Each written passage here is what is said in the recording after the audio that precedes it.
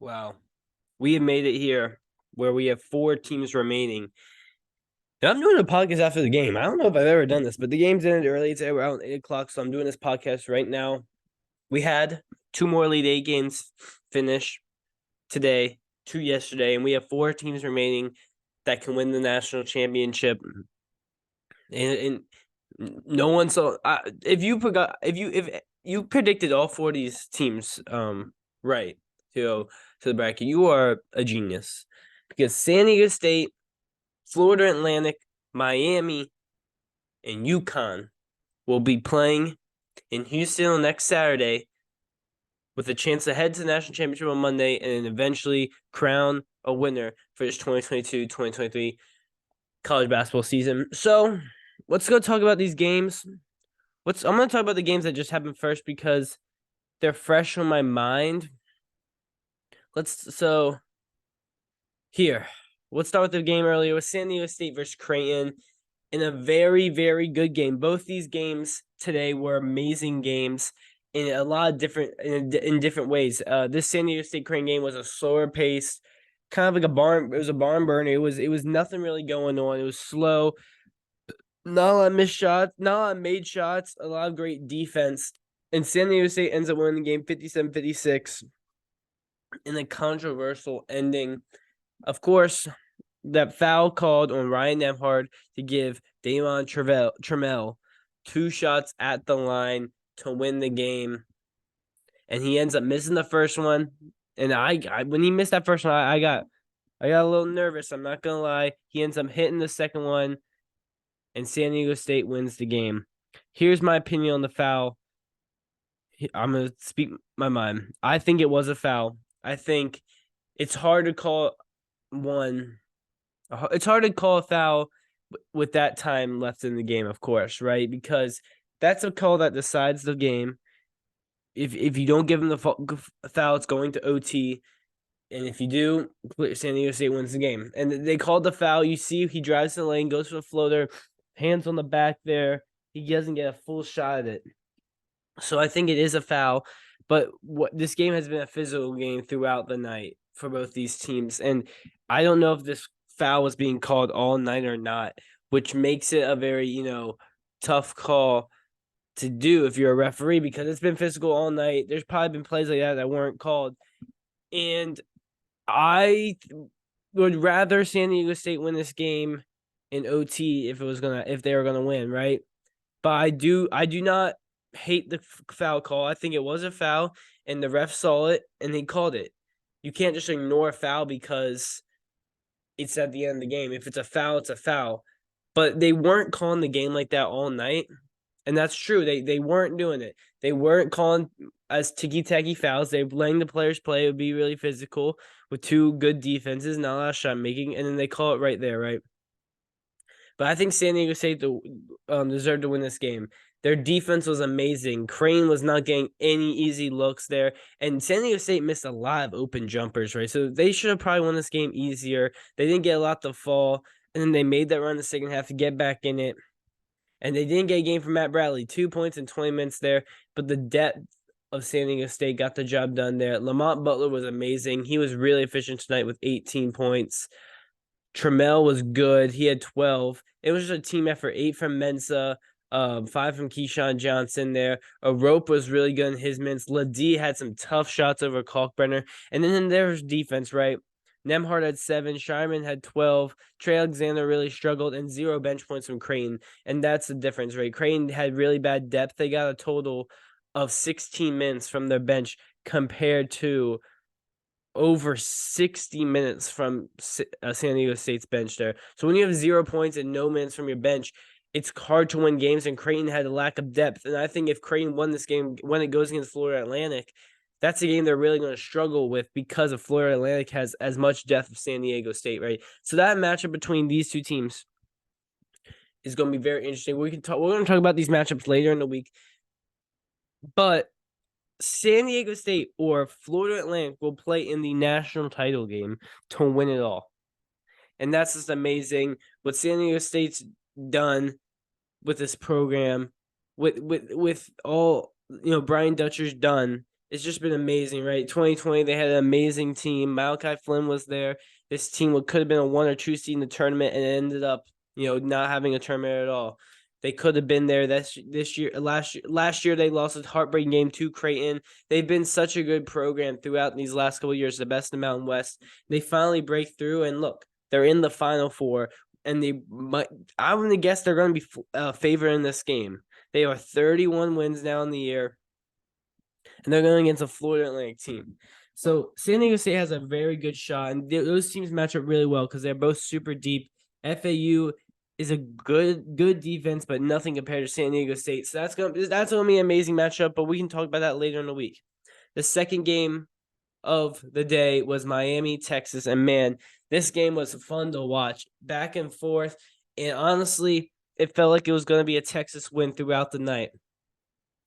Of course, in that first half, Texas was amazing. Miami was keeping it close, and at the end of the first half, you really had, Christian Bishop making plays, Timmy Young, and Serge Rice really doing a lot of work.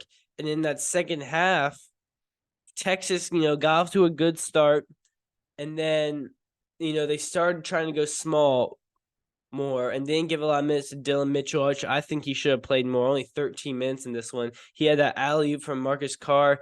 And when Marcus Carr kind of went out with that, he kind of got hit right in the quad hamstring area. I think that really hurt the team there. And Miami just went on the run. Jordan Miller was amazing. 27 points without a missed field goal or free throw. He was perfect in the night. And Miami just started hitting tough jumpers, right? They didn't have him going from 3, but Isaiah Wong getting into the middle.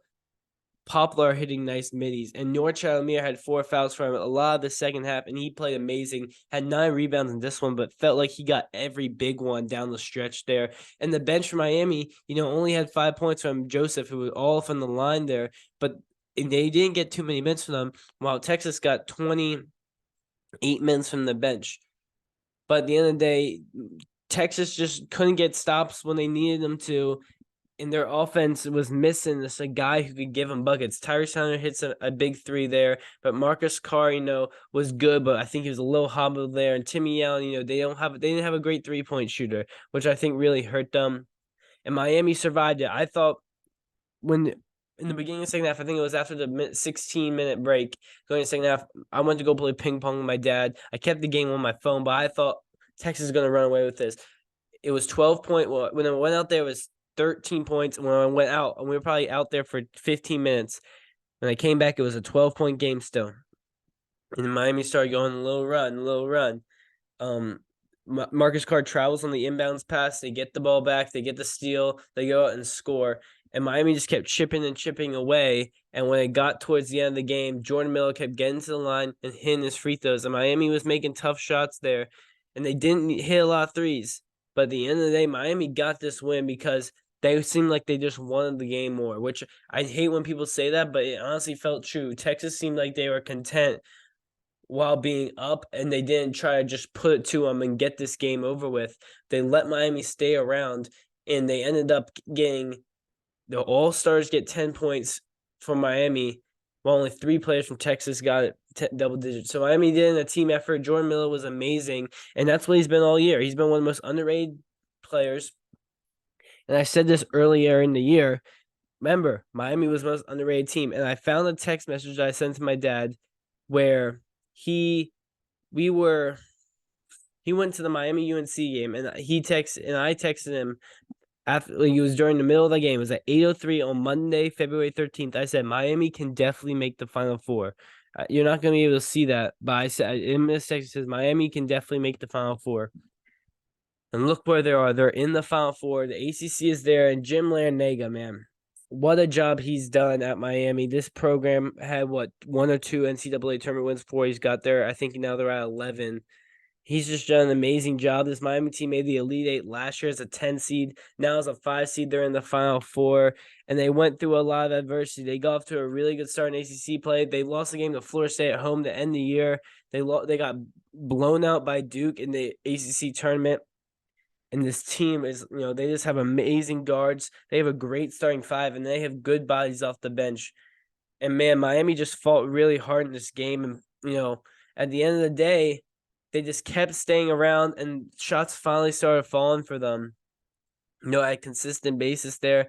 And Texas couldn't hold on. Rodney Terry, if he's not the head coach next year, he's going to be a head coach somewhere. And I believe he should be at Texas. What he's done after this team went through so much, just hardships throughout the year, and how he just came back and, was the head coach and led this team to an Elite Eight for the first time in a while.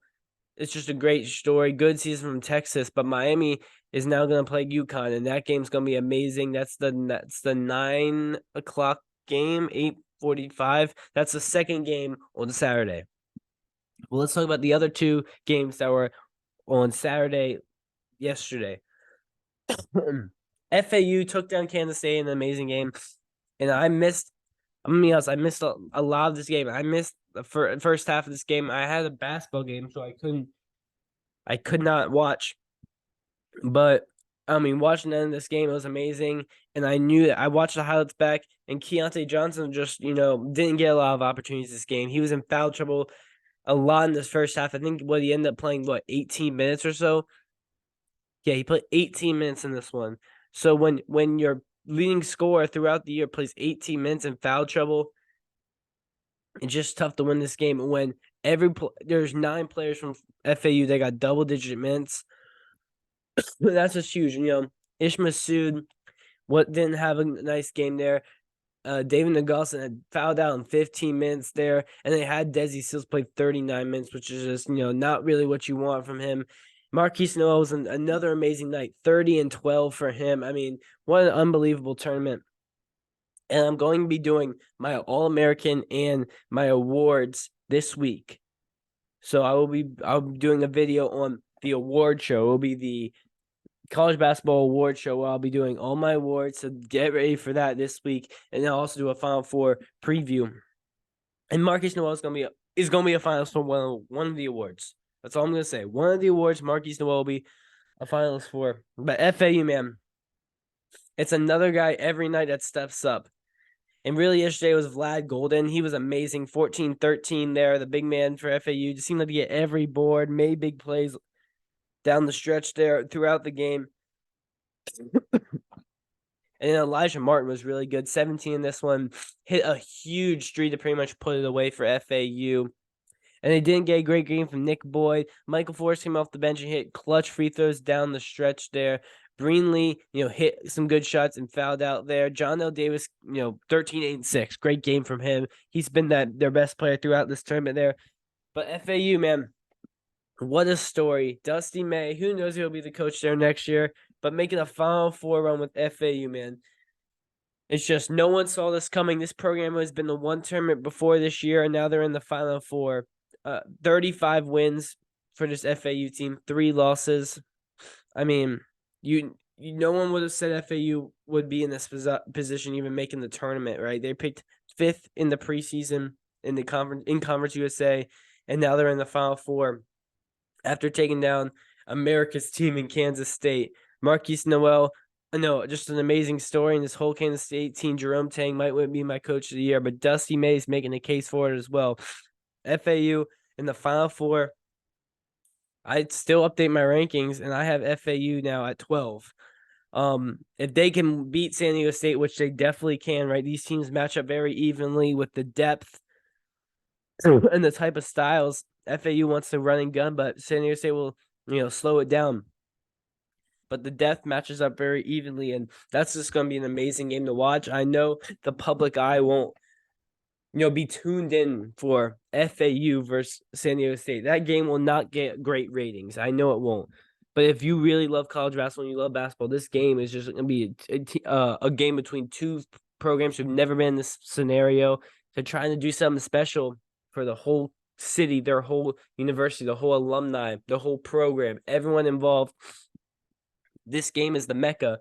And, it might not be the popular game, but this game will be just an amazing one between FAU and San Diego State. And the Owls are in the Final Four.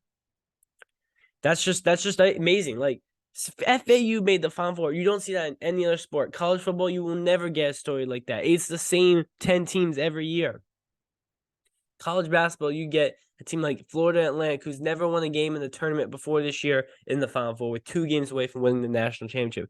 And if you told me FAU won, I would be surprised, but I wouldn't be like, no shot. They're playing that good, and they're that good of a team the whole year they've been. And then UConn embarrassed Gonzaga. This UConn team is firing on all cylinders. They've won by double digits in every game this tournament, and they just won by 28 over Gonzaga. They just had a dominating performance, and I need a quick break before I keep talking about this UConn game. Yeah, UConn had a very dominant performance. I mean, team effort all around, right? This team is playing at the highest level you can imagine. Jordan Hawkins, man, has the cleanest jumper I may have ever seen, bro. He was doing this with 7 minutes left. It was just over from the beginning. Gonzaga kept it respectable in that first half. Timmy got in some foul trouble, and then he ended up getting four fouls early in that second half, and he went out for a while. And they were already down double digits when that happened, and that really just sealed the game away. I mean, winning by 28, Timmy had 12 points, ended up, this is a terrible way to end your career. Or he could come back, so maybe not end your career, but we'll see it about Drew Timme if he comes back. I mean, if not, hell of a career, one of the greatest Zags of all time, if not the greatest. Only 12 points finished it off, just leading score, and the guard play was horrendous. Nolan Hickman 0 points for 0, Bolton 6. That is just bad. And then Salas had 5 and Smith had 8. So just not good at all for the Zags. Tough way to lose, but let's focus on this UConn team because this is the favorite to win the national championship. They're the betting favorite. They're going to go against Miami. They're going to be favored in that game, which I'm so excited for Miami. UConn, 2 amazing offenses going at it. Jordan Hawkins, it was a stud. I've been saying that he's he's made for March, and he's showing it now. Sonogo, of course, would be 6 assists, 10 boards, 10 rebounds, 10 boards and 10 points there. Didn't really need much for him. He's just really good. Tristan Newton, he's not the playmaker point guard that you would look, but he's had triple doubles this year, and he's another guy who can score. And Andre Jackson had 8, 9, and 10. This dude is a do-it-all guy. He doesn't look for a shot that often, but he goes and grabs offensive rebounds, finds cutters, and he can score, and he's super athletic. He's not a great scorer, but he can score the ball, and he's so athletic. Go ups for lobs, gets offensive rebounds, and almost had a dang triple-double in this one, 31 minutes there. And then they just have shooters, right? Alex Caravan, Calcaterra, and Aline all can shoot the ball really well, and clinging off the bench, is a great rim protector, and that's why I thought they would give Gonzaga trouble. I thought they were going to win this game was because they had the bigs to guard Timmy, and they got him into foul trouble throughout the game, and their guards are just really, really good. So Gonzaga is another early exit, and UConn is in the national championship game, or not the national championship game, the Final Four in Houston. The team's going to be the favorite. They're the highest seed remaining as a 4, which is just insane. The highest seed remaining is a 4 seed. But guess what? They did it. They've made, they start off the year really good, and then they went through a rough patch going 2 and 6 and 8 games, and then they came back and they've lost 2 games since that streak of being 2 and 6. And they're playing like the best team in the nation. They're the favorite to win the national championship, and they would be my pick to win it all, right? I would have I think if I had to give an early prediction, not my official, but early prediction, UConn over San Diego State in the national championship. And again, might not be the most watched game, but because these 2 teams you would not expect to be there, right? San Diego State, I remember they went to Maui, and they were not talked about at all. It was Arkansas. It was Arizona that ended up winning it. I can't remember who else was in Maui, but no one talked about San Diego State because I think they either lost their first game or maybe lost their second game in that tournament. Creighton was in it, right? So they weren't being talked about at all, and they just, were really good throughout the year. And so with UConn, they won the PK, and they got up to 2 in the AP poll. They were up like top 3 in KenPom, and the computers have loved them all year, and that now they're just playing at a different level. So it's really cool to see UConn back at it. Of course, they've won 4 national championships over the last 20-something years. They last won 2014. And when I was young, it was UConn basketball was was kind of just like the excellence. It was the biggest and best program. UNC was of course really good in Duke, but UConn was up there with them. And over these last couple of years, they just haven't been at that level. Of course, the Big East, they went to the American, but ever since coming in these last couple of years, they kept getting to the tournament and then lost games. And now Dan Hurley's broke through with this team. And I mean, if you look at their roster, it's a perfect constructed team, and Miami's going to give them trouble. Miami's a really good offensive team, but UConn's is as deep and as ready, I think, just to go and win a national championship game. So yeah, the Final Four is set. And we're here. FAU, San Diego State in the first game, and Miami, UConn. No one would have saw this coming, but guess what? It happened, and I love it. It might not be the biggest names. It might not be the best teams throughout the year, but we're here now at a spot where there will be a national champion. And it might not have been the team you thought, but watch these games. It might not be the best, appeal to this if you looked at it from just names. But these are going to be really good games. I'm super excited for next Saturday. But throughout the week, get ready for my awards ceremony, my Final Four prediction, because 2 videos will be coming. I'm expecting the awards to be maybe a Wednesday video, and my Final Four talk maybe a Friday video. But we'll see. And then of course I will do a video on probably Sunday talking about the national championship preview, and Monday or Tuesday probably just give my national championship recap for next week, for 2 weeks from now. But we can look for that in the future. Wow, what a weekend. And man, only 3 games left in the college basketball season. That's a little sad, but also, man, don't be sad it's over. Be happy it happened. And right now, that's how I'm feeling about college basketball this year. So thanks for watching this video. Peace out.